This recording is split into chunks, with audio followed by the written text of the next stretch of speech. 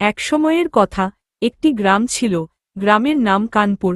এই গ্রামে বাস করত পাঁচু নামে একজন বাচ্চু অসুস্থ মা ও দুই সন্তান ও তার স্ত্রীকে নিয়ে বাস করত। পাঁচু ছিল একটি সাধারণ কৃষক, সে মাঠে ফসল উৎপাদন করে তার জীবিকা নির্বাহ করত। একদিন ঘটল এক ভয়ঙ্কর ঘটনা। কয়েকদিন বৃষ্টি না হওয়ার কারণে সব ফসল নষ্ট হয়ে যায়। আর একই গ্রামে বাস করত লাবু মিয়া।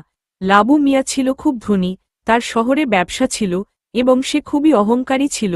একদিন পাঁচু লাবু মিয়ার কাছে আসলো, এসে বলল, ভাই, আমাকে কিছু টাকা ধারে দিবেন?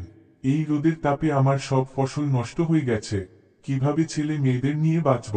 ভাই, একটু দয়া করেন, কিছু দিনের ভিতরে সব টাকা শোধ করে দিব। এই ছোটলোকের বাচ্চা, তোর বাপ দাদার ধারা আগে শোধ কর, তারপরে তুই ধার চাবি। বের হয় আমার বাড়ি থেকে।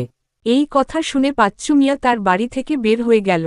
মনে মনে খুব কষ্ট পেতে লাগল। পরের দিন সকালে তার পালিত 2টি হাঁস বিক্রির জন্য বাজারে গেল। বাজারে বিক্রি করে চাল, ডাল, তেল ও আরও অনেকে কিছু কিনে নিয়ে এলো। কিছু দিন পর ঘটল অঘটন। লাবু মিয়ার শহরের দোকানে আগুন লেগে যায়, সব পুড়ে ছাই হয়ে যায়। লোন না দিতে পারায় বাড়িতে লোক আসে।